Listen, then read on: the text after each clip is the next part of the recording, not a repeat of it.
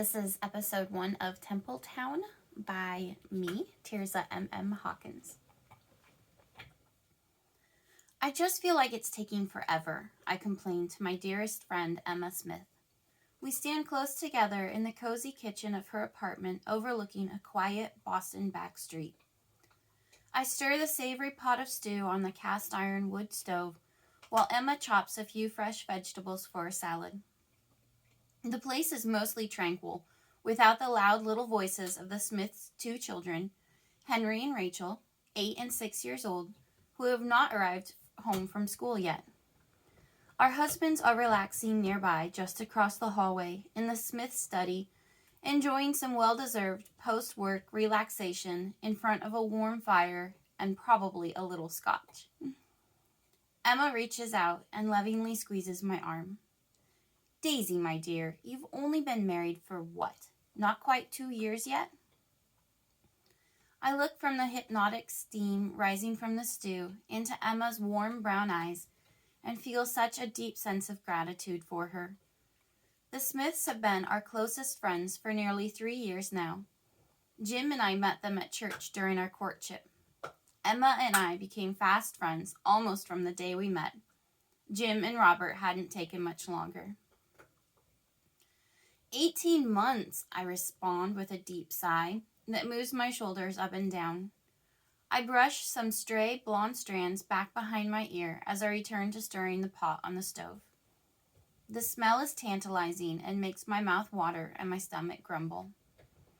Emma has always outperformed me in the kitchen, but I've never let that bother me. She's so humble and kind that I know she would feel terrible if she thought she contributed to my insecurity in the kitchen. My bodily need for food isn't enough to distract me from my heart's desire. I just want a baby so badly, I groan. The thought of holding Jim and I's child in my arms makes them ache and my heart ache. I had assumed when we got married that I would be able to hold my child within a year. I know how you feel, Emma says, her voice filled with sympathy. It took me 23 months to get pregnant with our first.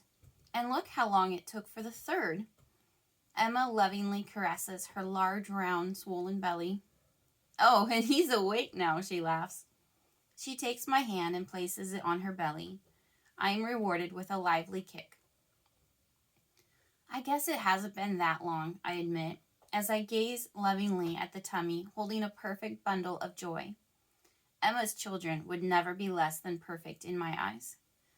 I just get so impatient at times and wonder if something could be wrong with me. A conspiratorial smile crosses Emma's face. She leans towards me and says in a joking whisper, "It's not always the women I hear." I feel my face blush and my eyes widen at what she's suggesting. "Don't say such a thing," I scold. I quickly glance towards the kitchen doorway and relax a little when I see it empty. At least not where Jim might hear. It would devastate him. Emma takes the wooden spoon from me and taps it against the pot edge so she can set it down. She takes my hand in hers and looks into my eyes. "I don't think there's anything wrong with either of you," she says with all seriousness. Then she smiles. "And I'll give you the same advice my grandmother told me. Just calm down and do it as often as you can." I feel my cheeks flush and burn red hot. Emma has always been more forward than I could ever be. "How do you talk like that?" Emma laughs and it warms my soul. Her laughter's always genuine. "I'm a modern woman, Daisy," she says with a moment of fake superiority, her nose up in the air. We both giggle. Then she continues in her normal voice. "I've been doing it for 10 years. Trust me. In time, you won't think it so lewd." I shake my head in disbelief. All the same, I would rather talk of doing it stayed in the bedroom. "All the same," Emma repeats as she bumps her hip against mine in her teasing manner, "doesn't mean the act stays in the bedroom." My cheeks reach a new state of flush. "Emma," I scold. My head swivels around to be sure no one else is within earshot. It's good for the soul to make light of it, Emma says, with as much reassurance in her voice as she can. Then an impish smile crosses her face. I mean, it doesn't have to be all business. Shall I set the table? I turn from Emma in order to maintain my composure, ready to change the subject to one less crude. Emma's voice changes from playful to concern as she responds. I was going to have the children do that. Where are Henry and Rachel? They should be home by now. She leans forward and looks out the kitchen window, trying to see the street below. Then her eyes glance up at the sky. It's getting dark outside. She crosses her arms in a self-embrace, as if the lack of light overrode the heat from the kitchen fire and allowed her to feel the evening chill. Then she turns to me, and I see in her wide eyes the slightest hint of panic, like an animal in a trap. We didn't miss them coming in, did we? She looks to the kitchen doorway, as if expecting them to materialize at the sound of their names. I don't see how we could have. Her fear is contagious, and I feel it seeping into my gut and up through my spine. It's a cold, heavy feeling that makes my arms break out in goosebumps. I rub at them vigorously. Then cognitive thoughts return to me. I'm pretty sure the men saw them come in. We must have missed them in our lively conversation. I smile to reassure Emma as I pray that I am correct. Emma doesn't look convinced. She mindlessly wipes her hands for a moment on her apron and then heads out the kitchen, turning to the left towards the children's bedroom. I hear her call out, Henry? Rachel? I can't just stand and wait while she looks. Wanting to be useful, I cross the hallway and head slightly to the right, where the men are sitting in the study. They are in two tall back chairs facing the fire with a small table between them. 2 crystal glasses and a glass decanter sit on a delicate white doily on the table. Robert, Jim? I interrupt their talk without waiting for them to acknowledge me. Did either of you see the children come in? It's getting rather late, and Emma is starting to worry. I try to swallow the lump in my throat, but it doesn't budge. The feeling that something isn't right sits heavily upon me. Robert jumps to his feet, a frown creasing his forehead. Come to think of it, I haven't seen or heard them at all. Are they in their rooms?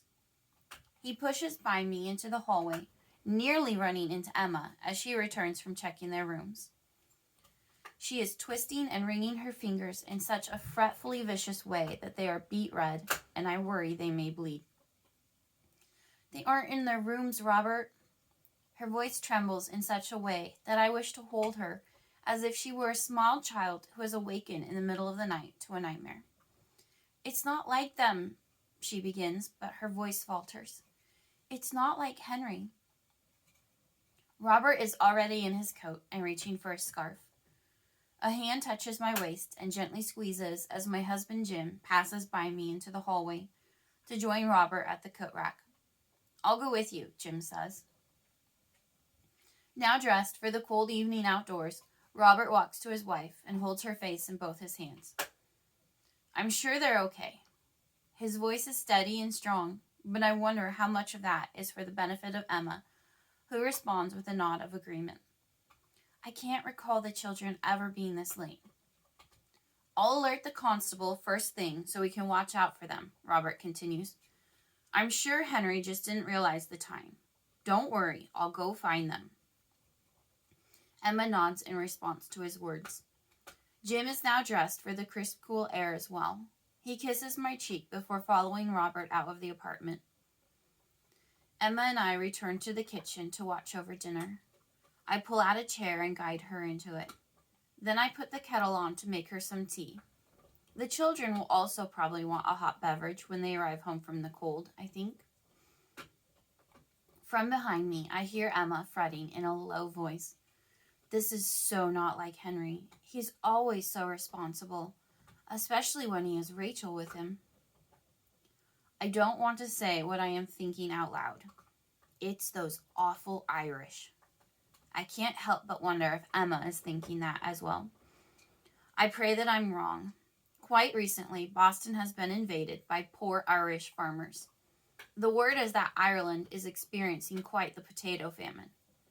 Why don't you grow something besides potatoes then? I've often wondered. These penniless Irish beggars have been overrunning nearby areas, turning parts of the city into downright slums. The crime rates in the slums and surrounding areas have been increasing at an alarming rate. I feel as if the danger creeps closer to Jim and I's apartment as well as the Smiths every day.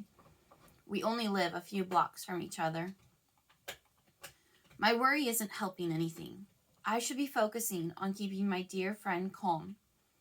Since watching the kettle won't make the water boil any faster, I pull a chair close to Emma so I can take her hand. I'm sure the children will be back any minute now. I resolutely keep my voice from shaking. My mind begins to search for reasons for their delay. Perhaps they stopped to buy some candy on their way home? Didn't Henry have a few pennies left from his birthday? The words sound ridiculous even as I say them. The children have been delayed by a couple of hours now, not just a few minutes. The silence in the kitchen is unbearable. I must break it again.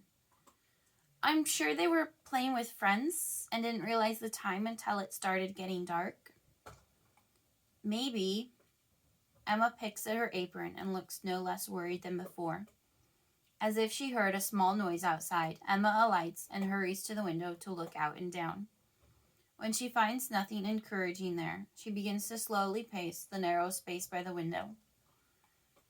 I'll keep an eye on dinner while you keep a lookout, I say, just to say something. Waiting does not come easily to me. Emma takes that as an invitation to stay even closer to the window. As she looks out, she is so still at times that I wonder if she is even breathing. I tap my foot nervously and stop as soon as I realize I had started. I don't want the sound to add to Emma's worry. Suddenly, Emma starts. I see Robert coming back with Henry. She nearly flies from the room in spite of her very pregnant belly. Author note. Fun story facts. The name Templetown means town of sanctuary. The red sky background in the story cover is an unfiltered picture of the sky and tree in my backyard the morning after a wildfire ravaged nearby towns. I don't have a cross in my backyard. That was added to the picture. I have a reader group for horror and fantasy on Facebook if you want to keep up with my stories and hear about other books and stories that I recommend. Don't forget to give each episode a thumbs up. It's really important to us authors. So I hope you enjoyed episode 1 of Templetown by me, Tirzah MM Hawkins. It's currently available on Kindle Vella for your further reading pleasure. Don't forget to like, follow, and subscribe to this podcast to hear new episodes read. And you can find all relevant links in the show notes. So thanks for watching or listening, and be blessed.